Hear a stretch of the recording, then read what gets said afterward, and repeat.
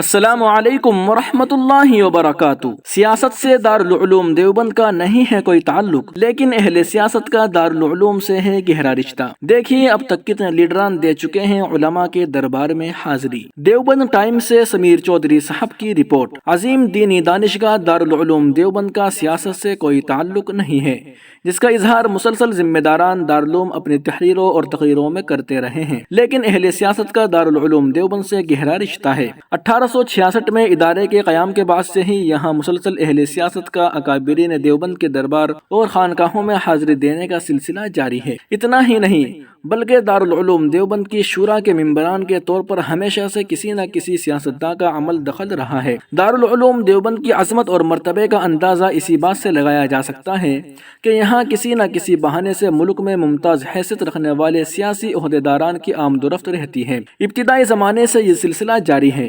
ملک کے پہلے وزیر تعلیم مولانا ابوالکلام آزاد اور ملک کی پہلی خاتون وزیر اعظم محترمہ اندرا گاندھی سے لے کر ملائم سنگھ یادو، راہل گاندھی اور اکھلیش یادو تک دارالعلوم دیوبند میں حاضری دے چکے ہیں اور اکابرین دیوبند سے ملاقات کر کے خصوصی دعائیں لے چکے ہیں۔ اندرا گاندھی نے دارالعلوم کی 100 سالہ تقریبات میں شرکت کی اور اسٹیج سے تقریر بھی کی۔ ان کے علاوہ سابق صدر جمہوریہ فخر الدین علی احمد، سابق گورنر وشواناتھ داس، اکبر علی خان، سر جیمز مسٹن سمیت کئی سیاستدان دارالعلوم کا دورہ کر چکے ہیں۔ دارالعلوم کے قیام کے بعد سے ہی سیاسی جماعتوں کے قائدین وقتاً فوقتاً دارالعلوم کا دورہ کرتے رہتے ہیں۔ سر جیمز مسٹن جو 1915 میں اتر پردیش کے گورنر تھے، دارالعلوم آئے تھے۔ 31 مئی 1938 کو حکومت کے خصوصی ایلچی حافظ محمد ابراہیم دارالعلوم دیوبند پہنچے تھے۔ 13 جولائی 1957 کو سابق صدر ڈاکٹر راجندر پرساد نے دارالعلوم کا دورہ کیا تھا۔ 23 مارچ 1965 کو یوپی کے سابق گورنر وشواناتھ داس دارالعلوم دیکھنے آئے تھے۔ 1973 کے آخر میں یوپی کے سابق گورنر اکبر علی خان دارالعلوم پہنچے تھے۔ 13 اپریل 1977 کو سابق صدر فخر الدین علی احمد دارالعلوم دیوبند آئے تھے۔ 1980 میں سابق وزیر اعظم اندرا گاندھی دارالعلوم کی 100 سالہ تقریب کے لیے خصوصی دعوت پر یہاں پہنچی تھی اور انہوں نے اسٹیج سے تقریر بھی کی تھی۔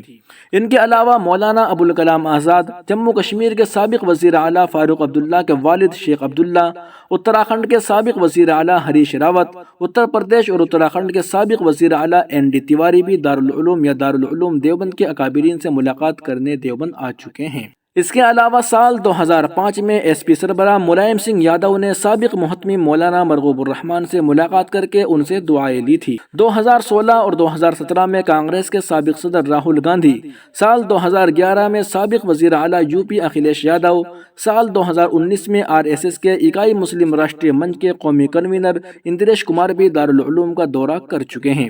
اس کے علاوہ پارٹیوں کے جنرل سیکریٹری، رکن پارلیمنٹ اور ممبران اسمبلی کی دارالعلوم دیوبند میں آمد و رفت کی ایک طویل فہرست ہے۔ حالانکہ اہل سیاست کے دارالعلوم دیوبند میں آمد کے کچھ نقصانات سامنے آنے کے بعد ادارے کی طرف سے سال 2017 میں باضابطہ طور پر انتخابی زمانے میں اہل سیاست کے لیے دارالعلوم دیوبند کے دروازے بند رکھنے کا فیصلہ کیا گیا تھا، جو تاہنوز برقرار ہے، اور اسی فیصلے کے تحت آل انڈیا مجلس اتحاد المسلمین کے صدر اسد الدین اویسی کی یہاں آمد کو لے کر بھی ذمہ داران دارالعلوم نے ادارے کے موقف کا اظہار کیا تھا، جس کے بعد سے سوشل میڈیا پر کئی طرح کی بحث جاری ہے۔